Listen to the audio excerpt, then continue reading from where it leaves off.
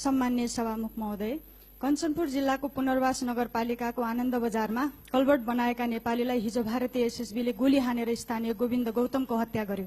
नेपाली सीमाभित्र पसेर एसएसबीले दर्जनौं राउन्ड गोली हान्यो र आतंकित पार्यो। स्थानीयले भारतीय एसएसबीकै सहमतिमा 1 महिना अघिदेखि कल्भर्ट बनाएका थिए।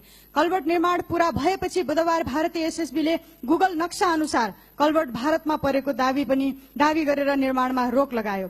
भारतको यो दावी नेपाल खाने दाउकै सिलसिला हो। भारतले विक्रम सम्वत 2022 सालमा नेपालको सुस्तामाथि आक्रमण गर्यो। त्यसयता भारतले नेपाल भारत खुला सीमाबीच 100 भन्दा बढी ठाउँमा 60,000 हेक्टर भन्दा बढी नेपाली भूमि अतिक्रमण गर्यो। 10 गजामै बाँध र तटबन्ध निर्माण गरी नेपाली भूमि डुबानमा पार्यो। 5,994 सीमा स्तम्भ मध्ये 1100 भन्दा बढी सीमा स्तम्भ उखेलेर नेपालतर्फ सार्यो। राति सुतेका नेपालीहरूको भूमि बिहान उठ्दा भारतले दावी गर्दैछ। गएको वर्षमा भारतले सप्तरीमा 10 गजामै सडक बाँध बनाउँदा स्थानीय जनताले प्रतिरोध गरे। सभामुख महोदय, नेपाल र भारतमा जनताको सम्बन्ध इतिहास जतिकै पुरानो छ, तर बेलायती साम्राज्यवादको विरासत बोकेको भारतीय शासक वर्गले नेपाल र नेपालीलाई कहिल्यै शान्तिसँग बस्न दिएन। नेपालीले आफ्नो संविधान बनाउँदा भारतीय शासक वर्गले आफ्नो विदेश सचिव पठाई रोक्न खोज्यो। नेपालीको संविधान घोषणा भएपछि नेपालको पारवहन अधिकार हनन गरी भारतीय शासक वर्गले नाकाबन्दी लगायो र तराई मधेसमा उपद्रव मचाउन नास्ता पानीको समेत व्यवस्था गर्यो। नाकाबन्दीकै बेला भारतीय एसएसबीले सुनसरीमा पसेर 4 जना यादव बन्धुलाई गोली हानी घाइते बनायो। त्यसबेला काठमाडौँ स्थित भारतीय दूतावासले एसएसबीले गोली नहानेको झुटा वक्तव्य प्रकाशित गर्यो। कञ्चनपुर हत्यामा पनि एसएसबीले गोली नहानेको झुटा वक्तव्य दियो। सभामुख महोदय, प्रजातन्त्र र लोकतन्त्रमा राजनीतिक दलहरूले शान्तिपूर्ण गतिविधि गर्न पाउँछन्। सप्तरीको राजविराजमा माघ 28 गते नेपाल मजदुर किसान पार्टीको जनवर्गीय संगठन नेपाल क्रान्तिकारी किसान संघको दोस्रो राष्ट्रिय सम्मेलनमा अवरोध गरियो।